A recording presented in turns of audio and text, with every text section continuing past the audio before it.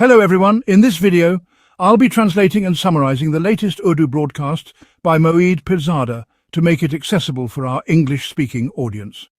Let's go through the key developments and insights in Moeed Pirzada's words. There are some very interesting developments in the Middle East and Pakistan's internal politics, particularly regarding Imran Khan and the dynamics of PTI. For instance, Israel has carried out rapid attacks in Syria in the last 24 to 36 hours. These attacks have targeted military installations and assets in Syria. On July 16th, Israel launched heavy airstrikes on Syria's Ministry of Defense and its military headquarters in Damascus. The Israeli Air Force first carried out a drone strike, which was covered live by many television channels, and then followed it with an aerial attack. This situation led to Israel's airstrikes being broadcast live, resembling a dramatic movie. The entire Arab world condemned these strikes, but the strongest reaction came from Turkey. After this, many Western analysts felt that the situation in Syria might lead to a war between Israel and Turkey. Why is this danger felt, and why do I think this war may not happen easily? I will explain this in detail. Additionally, there's another development in Pakistan's Balochistan region, where the BLA and BLF attacked a bus in Kalat. According to the Balochistan government's official press release, 3 innocent people lost their lives, and 7 others were injured. However, the BLA and BLF have different claims regarding this. Yes. Furthermore, there has been significant activity within the leadership of Pakistan Tehreek-e-Insaf, or PTI, after Imran Khan's message from jail on July 15, 2025. This has led to noticeable activity and gathering of PTI workers at various places. I will provide further details of this activity and its analysis. There are, many developments related to these events that come into play. But first, I would like to remind you all that if you haven't joined this channel yet, please do so. It's important to subscribe and turn on notifications to stay updated. Israel's airstrike on Syria. Let's talk about the background and analysis. On July 16th, Israel launched heavy airstrikes on Syria's capital, Damascus, targeting the Ministry of Defense and the military headquarters. Before launching the airstrikes, Israel conducted a drone strike, and as the live coverage of the strike began on television, the Israeli Air Force followed up with further attacks. This strategy of live broadcasting was, meticulously planned to show the attacks in real time, which led to widespread coverage. The attack was condemned by many Arab nations, but Turkey's response was the most significant. Turkey's foreign minister condemned Israel's actions and conveyed to Israel that such moves could lead to greater instability in the region. Turkey, as a NATO member, has significant military strength and training according to NATO standards, which could potentially challenge Israel. Now, coming to the situation within Syria for the past few days, there has been fighting between the Druze and other communities in Syria. According to Western sources and Israeli reports, Syria's military has targeted the Druze communities, which are historically loyal to Israel. Israel sees the Druze as a strategic ally, and their loyalty is crucial for the Israeli military's operations. Israel's aim seems to be to weaken the Syrian military and maintain its influence over Syria's internal politics. A crucial point to note here is that Israel enjoys air superiority in the region, having successfully maintained control over the skies since the 1980s following its attack on Iraq's nuclear reactor. Israel can now operate freely within any country in the region, whether it's Iraq, Syria, Lebanon, or Jordan, without much resistance. The only countries where Israel cannot engage in open military action are Turkey and Egypt. These 2 countries have had a somewhat cooperative relationship with Israel, and both are powerful enough to resist Israeli intervention. The Druze community, which numbers around 1 million, has a unique relationship with Israel. They serve in the Israeli Defense Forces and are considered loyal Israeli citizens, unlike Muslims and Christians, who are exempt from mandatory military service. Israel has used this loyalty to its advantage, making the Druze an integral part of its military strategy in the region. The Israeli government has made efforts to use the Druze community's presence as a strategic asset, ensuring their loyalty while further dividing Syrian influence. But politically speaking, when the revolution came in Iran in 1979, they de-recognized Israel.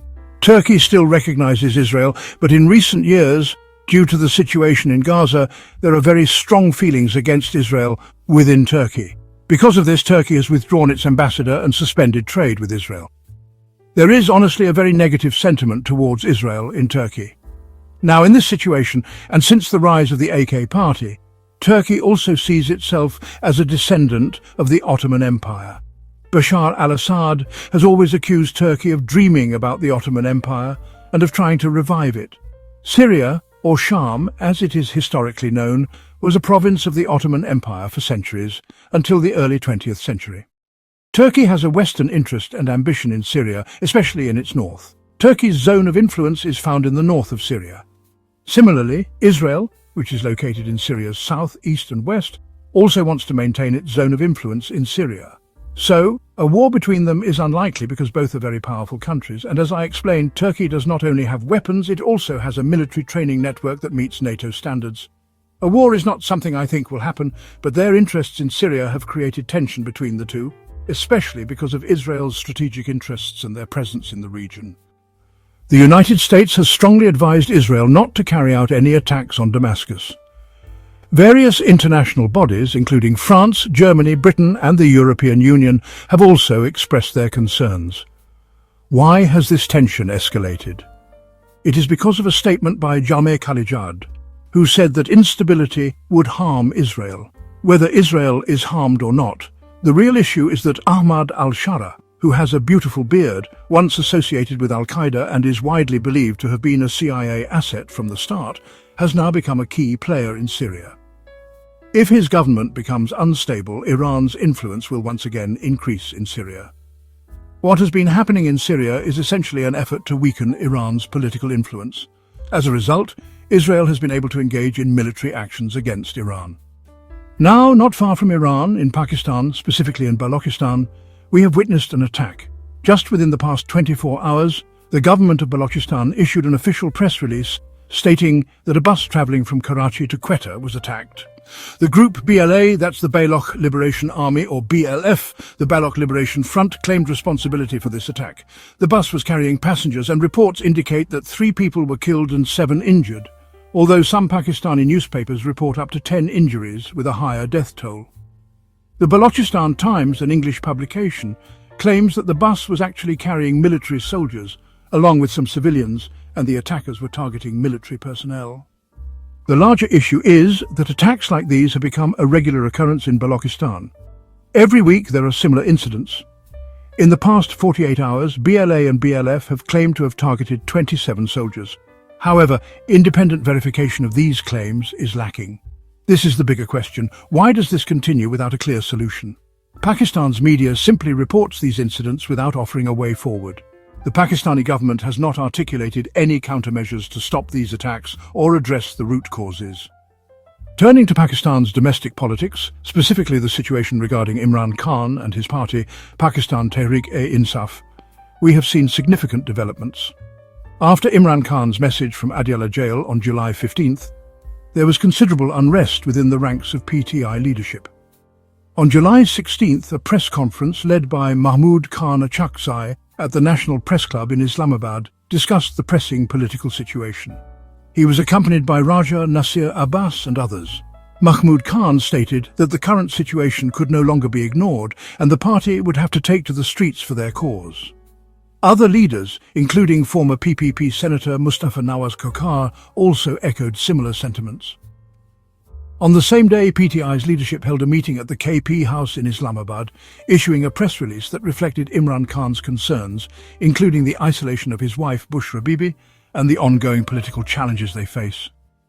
Imran Khan's message highlighted 5 key points. First, he will not bow down or give in. Second, he would prefer death in jail than yielding to the forces against him.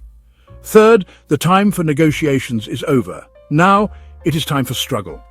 Fourth, Bushra Bibi is being kept in isolation, and there are accusations that this is part of a broader political strategy.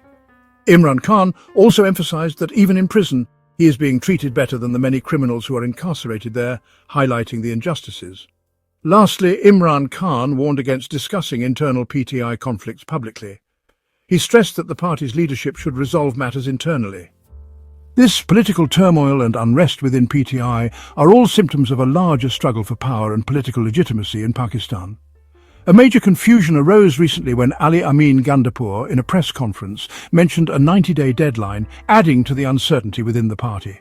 PTI workers have been seen gathering in different cities across Pakistan, holding flags and mobilizing.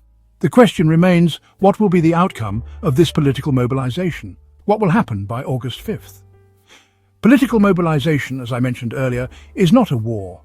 However, the Pakistani military has treated PTI's efforts as a form of rebellion, cracking down heavily on any mobilization attempts.